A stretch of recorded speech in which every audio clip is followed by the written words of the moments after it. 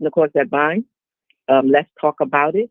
I am Dr. Eleanor Thompson, the CEO of Roots in the Cause That Bind, LLC, a for-profit business. I'm your hostess for the mostest on tonight.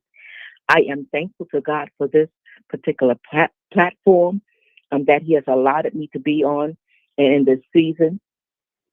And I just want to thank God for Pastor Frampton and his um, lovely wife, Elder Michelle. Paul, we are the owners of TrueLifeRadio.net. Again, this is great ground to sow in. If you would like to sow, I admonish you to do so. They're not telling me to do so. I'm just doing so because it's the right thing to do. I just thank God for them and that they are very sure the very heart of God by how they treat the people. And I just thank God for that because that's sometimes so very rare that you find people that really living what they're talking, right? Amen. So on that note, you need the opportunity. Listening and there's so many things that will bless you on this particular station. Now, again, I would like to admonish you to like, click, and share this session with someone because if you hear it, then you can share it, right? Because you may not need it for yourself at this time. Until you may run across somebody or somebody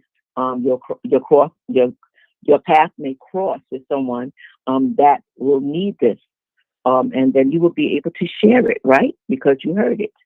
So I admonish you to do so. Kindly share if you please. I would appreciate it so very much. Again, I am on this platform every second and fourth Tuesdays of the month. Again, every second and fourth Tuesdays of the month, I am on True Life Radio. And again, I would like to reiterate this, is that abuse is not a life sentence. There is life after abuse. Everything has an expiration date, and so does abuse. However, you have to be wanting and willing to do so. Don't be your own prisoner. Make yourself a prisoner because there is help. All you have to do is reach out to someone, and someone definitely will come to your rescue and help you. Sometimes, like I was saying before, if you need, sometimes if there's an emergency, then you call for immediate help. But otherwise, I'm going to give you some numbers that you can reach out to this particular place, and they will. They have various resources that they're able to help you with. For instance, like Safe Horizon. If you need help, where you need some resources and things of that nature and help, they will definitely, they are the people for that. And that number is 1-855-234-1042. Again, 1-855-234-1042. And if you're outside of New York City, you can call 1-855-484-2846. Again, that number is 1-855-484-2846. Now, if you want to, by any means, contact me, you are free to do so. All I ask that you do is that when you call, please be very specific and clear, and let me know if it's okay to return your call, right? Because I don't want to put anybody in, in danger of any kind. So please let me know that when you call. Okay, if it is in any way that I can assist you, then I will. Or I will direct you to the place that you need to go, or, get that help that you need. And that number, my number is 1-800-454-4639. Again, that number is 1-800-454-4639.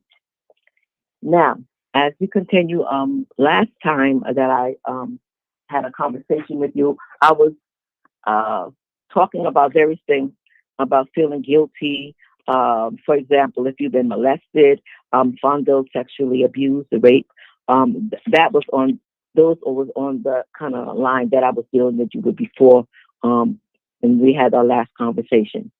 Just know that it wasn't your fault. Again, you shouldn't feel guilty for anything at all that you were not responsible for.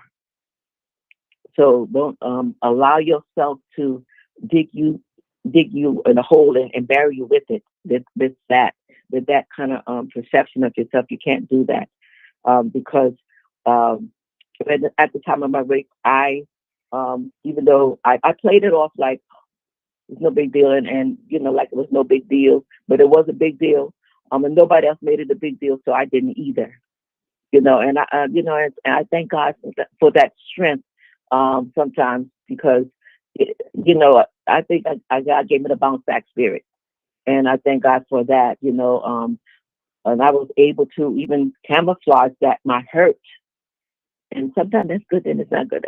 Camouflage that hurt, even though you see a smile, this was behind the smile or whatever.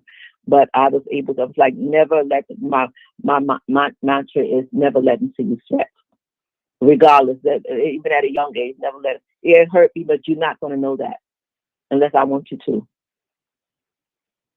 So even though I was going through the pain, but I survived because it was only by the grace of God. It was God that graced me through that whole time that happened to me. He graced me through the whole time, and I didn't allow it to make me stay in or hide, because guess what? Because I knew it wasn't my fault. So why should I be ashamed, and why should I hide and go into seclusion? I didn't do that. But everybody has their own path that they have to walk through, or they have to walk things out through that.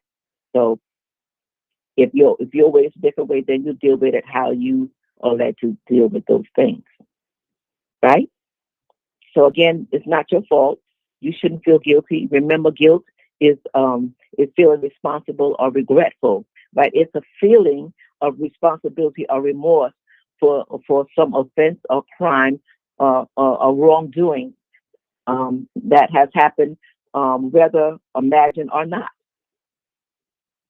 It's your feeling, and we have to realize, even in our relationships and stuff like that, if I felt that you did something to me, you may feel that you didn't, but that's my feeling. True, whether or true or imagined.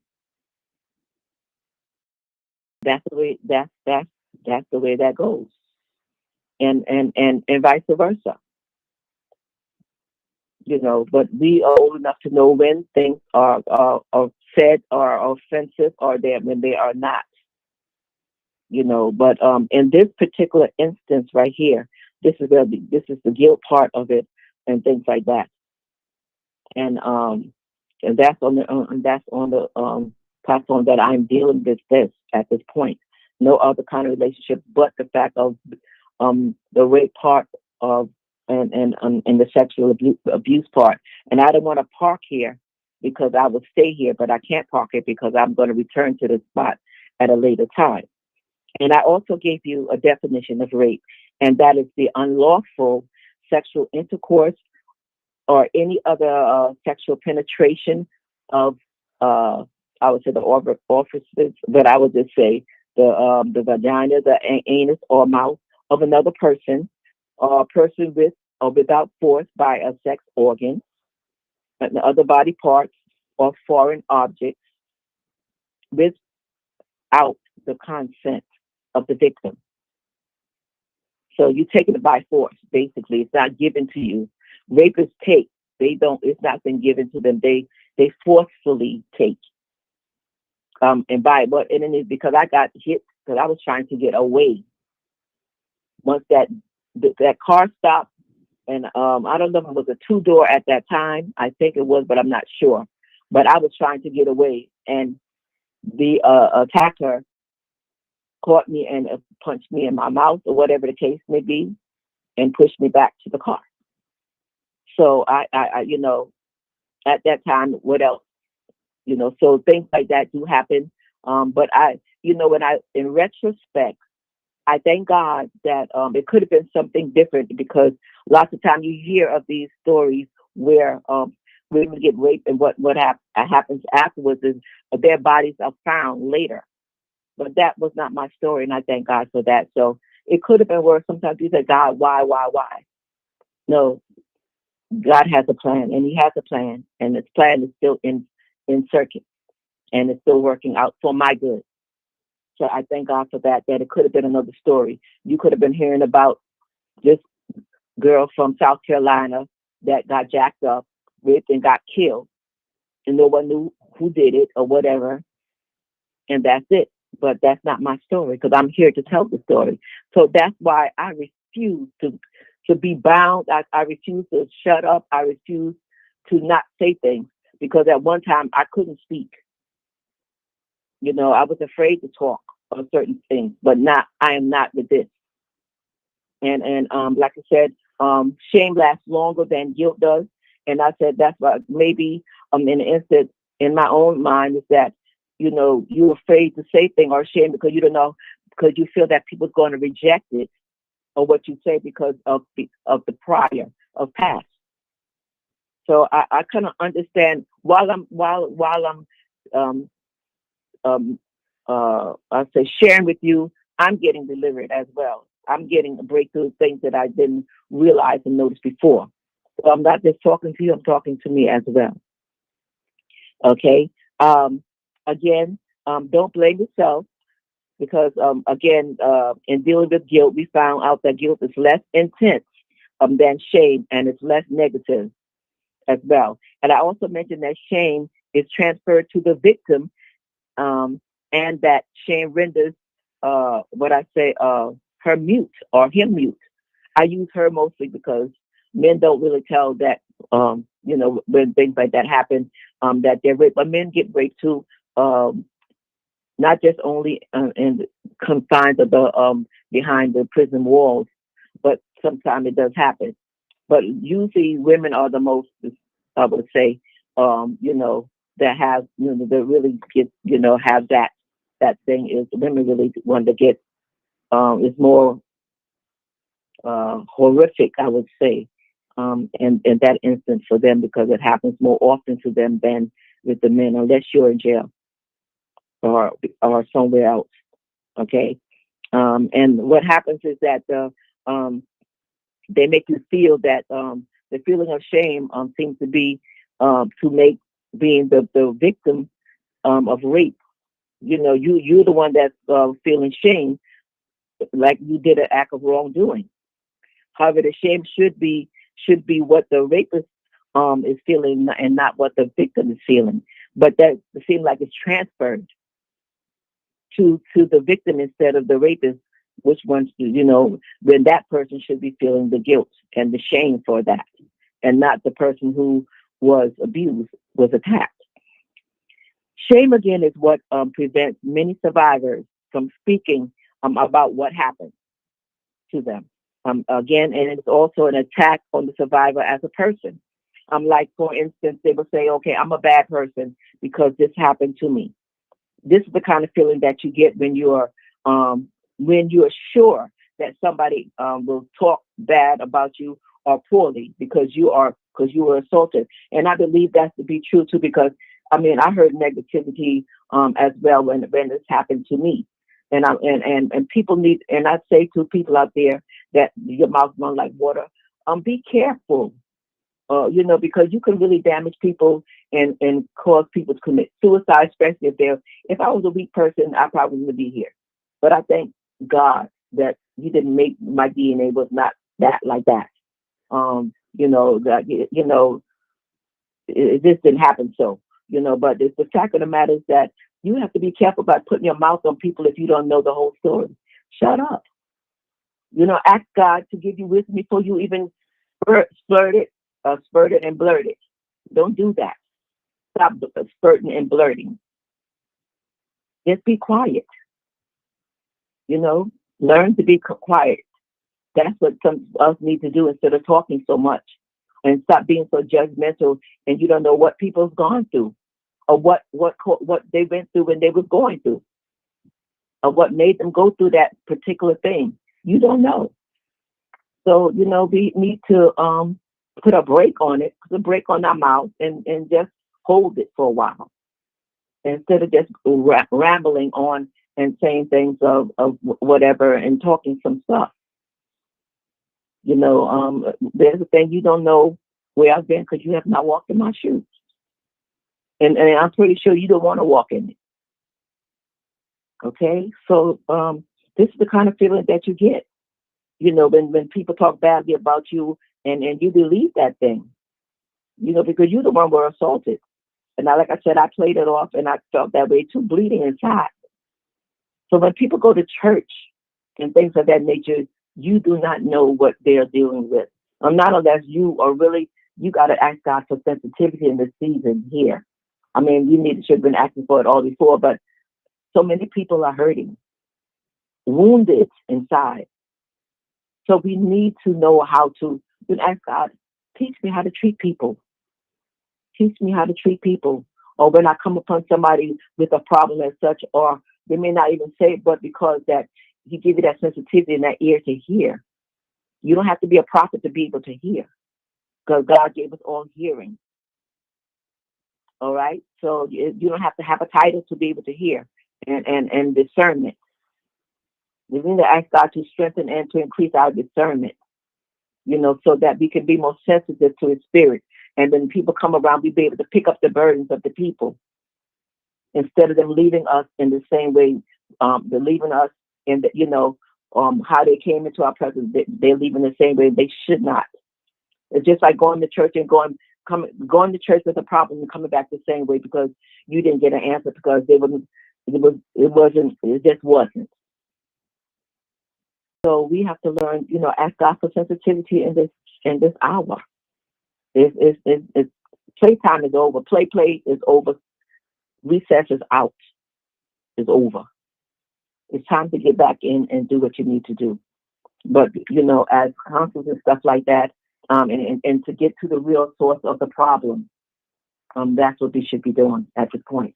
Now, when I was looking at toxic shame, I was like, toxic shame. It's a toxic shame.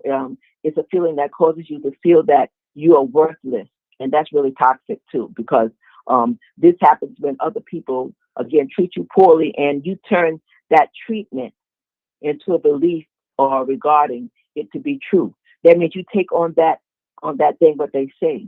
You take it on wholeheartedly. Well, if they feel that way, then that must mean that I'm worthless. And it must be true because they're treating me poorly, so I must be worthless.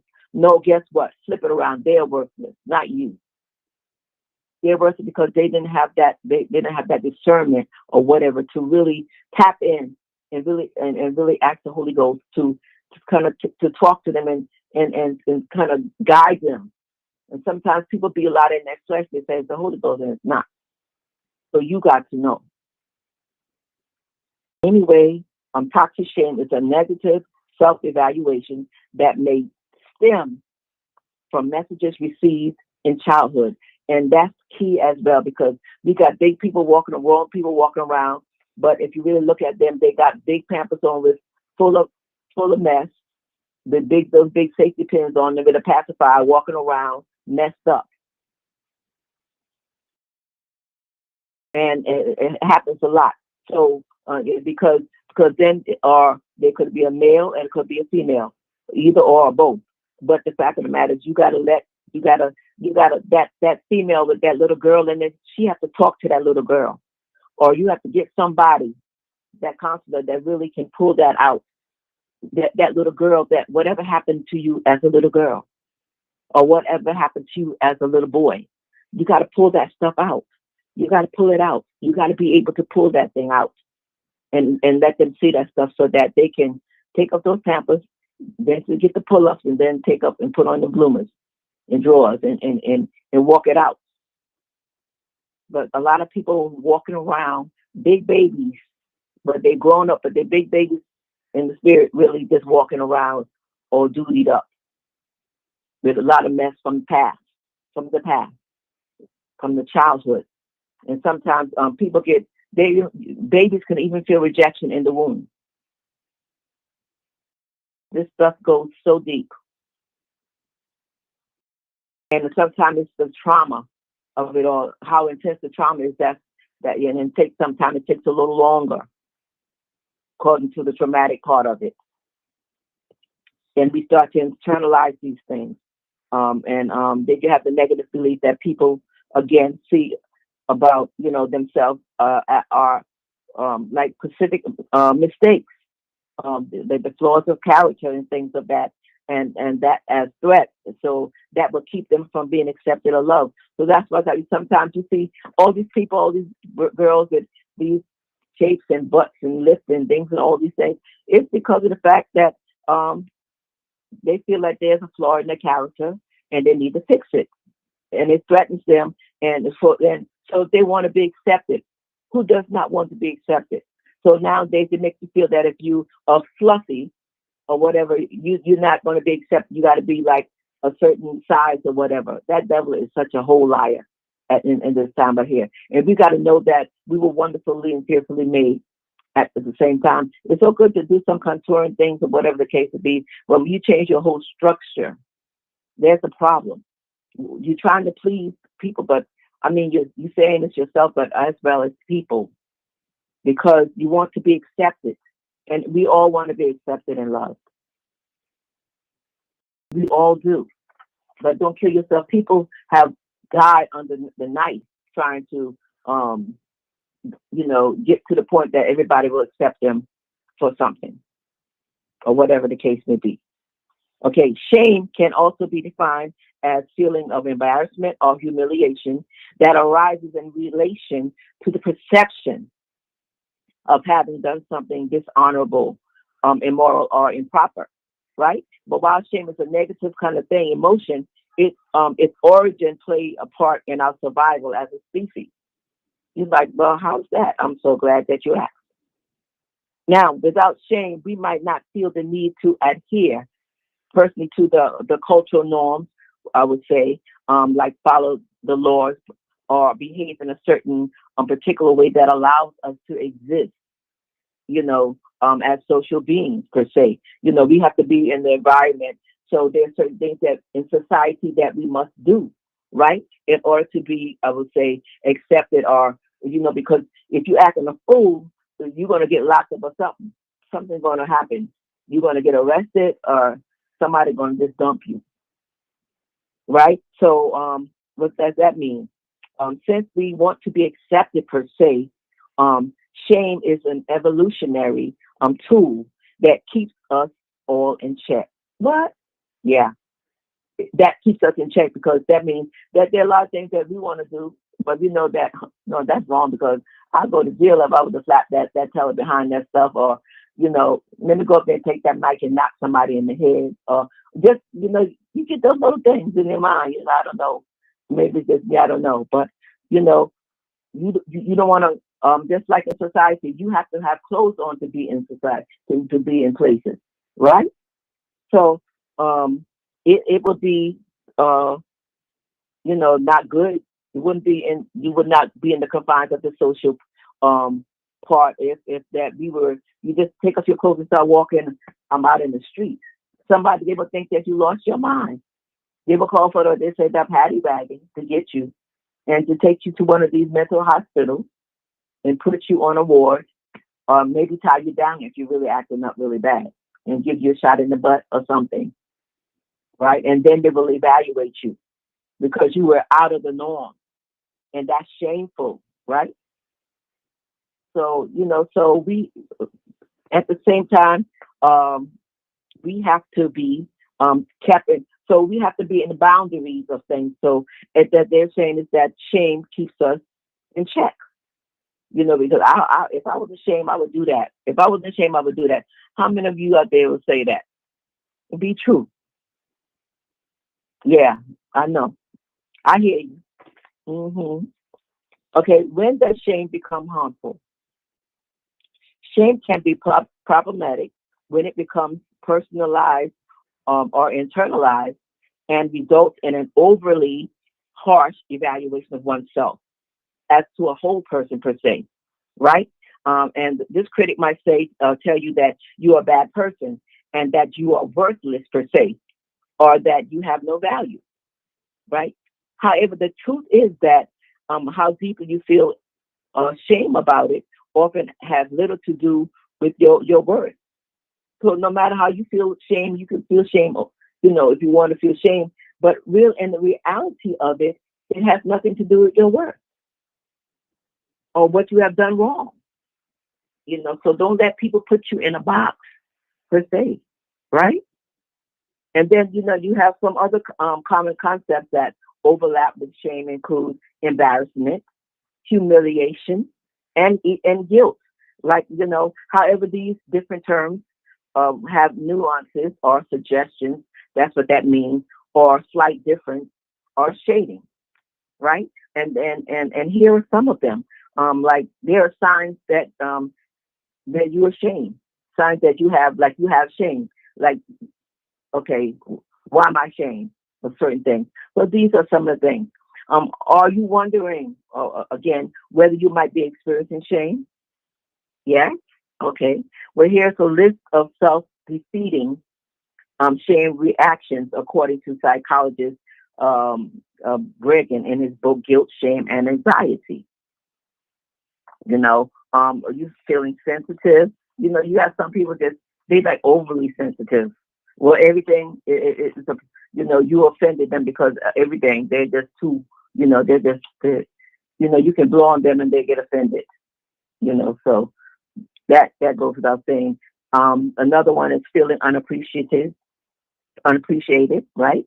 Or there's uncontrollably blushing, um, color flushing, reddening, and pink. That's not our color. So if I blush, you won't hardly can't tell because I'm, uh, you know, different kind of pigmentation. So you're not going to see me blush per se. And if it's so, that's some hard blushing because you will never see me red neither pink at all. You know, right? So then there such a feelings of shame as feeling used, feeling rejected, feeling like you have little impact. How many of you feel that no matter what, if you get beside somebody, say with a title, I'm not bashing nobody with titles, just know that. But people have to realize you are somebody with or without a title. Because when you get before the judgment seat of God, He's not going to call you. He's not going to call you a bishop. He's not going to call you a doctor. He's not going to call you an elder or the chief prelate from the 55th district or whatever. They're not going to call you that. They're going to call you by your name, not by your handle or your title. Okay, so people who are intimidated by titles, get over it because it's not that serious. God hears you just as much. So, and that don't mean that you have no impact because you don't have a title on your name, right? Our next thing is being worried what other people think about you.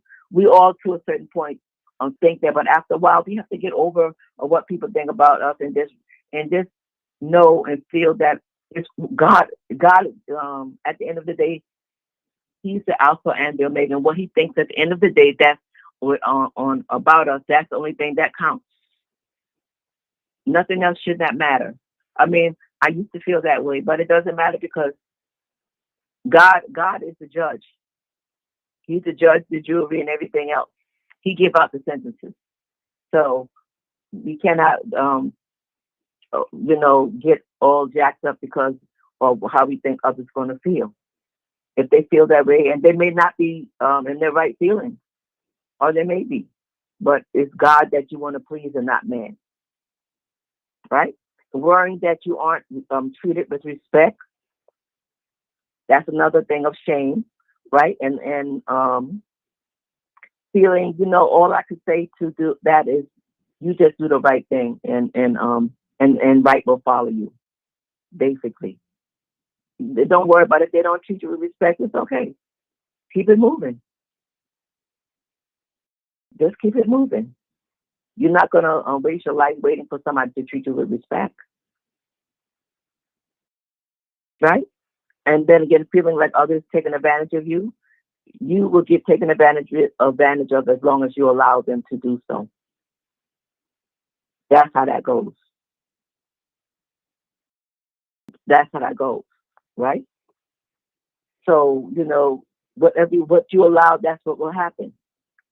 You have to set boundaries in your own life. And wanting to have the last word, sometimes we cannot have the last word. You cannot have the last word. Let whoever want to have the last word have the last word. Let it go. You can say it on your breath after you get finished. I'm still saying the last word, whatever that word could be. right? And not sharing your thoughts or feelings because you are afraid to be embarrassed. And I think that's one of my pet peeves as well. But again, my time is up. We will continue and should be finished with this hopefully this part of it for maybe the next time. And just know again that we have to be you have to know your self worth and you have to be mature at as well at the same time. And you got to love yourself enough to set boundaries, because your time and your energy is precious, just like anyone else's. You get to choose how you use it. You teach people how to treat you by deciding what you will and will not accept. Amen. So on that note, I thank God for you tonight. I bless God on the night for you. Thank you for taking time out of your busy schedule to listen to what I have to say tonight, what I had to say tonight. Um, so the next time we'll meet, God bless you and have a wonderful and enjoy the rest of your night. Blessings, everyone. Good night.